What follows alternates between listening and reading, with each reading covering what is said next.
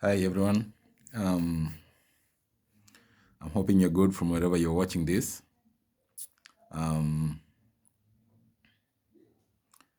um, it feels good always being back to this platform, and yeah, I've been taking breaks here and then because I'm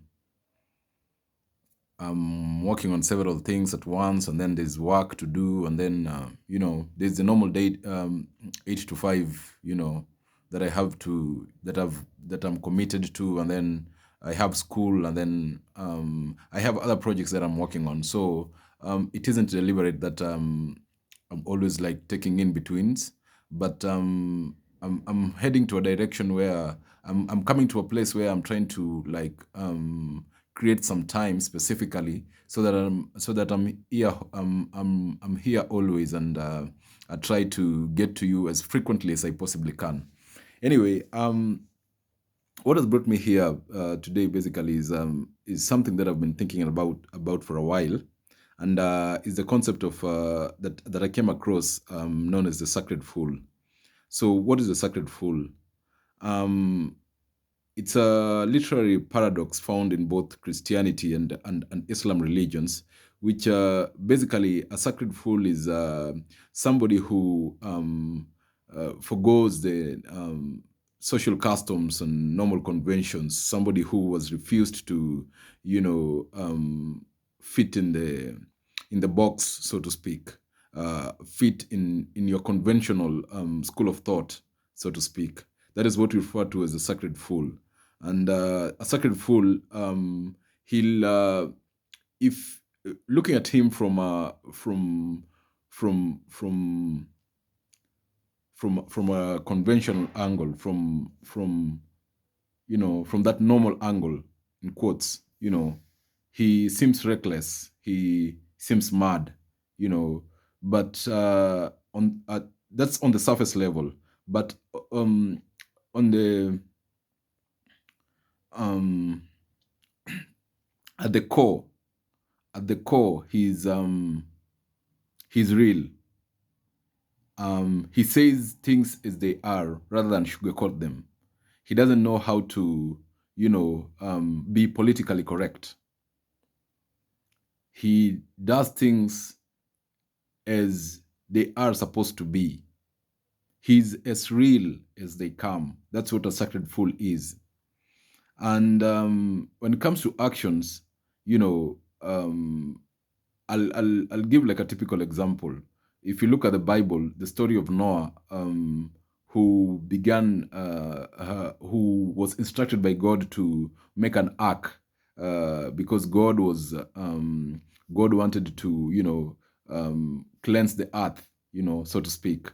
And so Noah began this task in earnest, and people will, like, he will tell people, like, the reason behind why he was building this ark, and people dismissed him.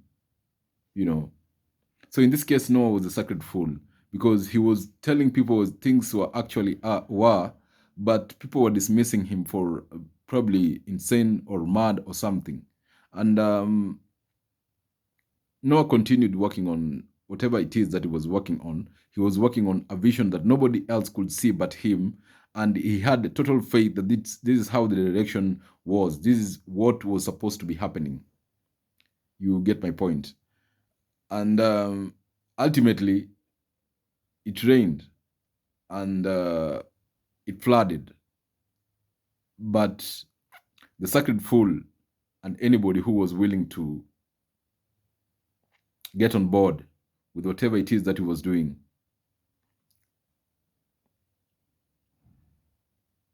ultimately um, paid off. you know so if you look at it from this perspective, as just as I've said, that Noah was a sacred fool in this aspect. So what is it that, what is it that is bugging you from the inside? What is that thing that is bugging you from the inside? Is there something that you need to do that you're not doing? Is there a song that is singing in your heart, rather in your head or heart, that is keeping you restless? You know that you're supposed to do this thing, but in some way you're talking yourself out of it. You're holding yourself back. you know, what is it that you're supposed to do, but because of the fear of what other people will think of you, because of the fear of thinking that, um, um, other people will make fun of you, that it won't resonate with other people. It doesn't matter if that thing sinks inside of you. You're like, Noah from the Bible. It's an instruction from your higher self. It's an instruction from God for you to do what it is that you're supposed to do, for you to work on a vision that nobody else can see but you, so that when it ultimately begins raining, you will be vindicated. And the point here is not you being vindicated per se. It's you executing that task that God has instilled in you to come and fulfill that promise on this earth. I hope that this message gets to someone out there, and it resonates with someone. And so until next time, peace.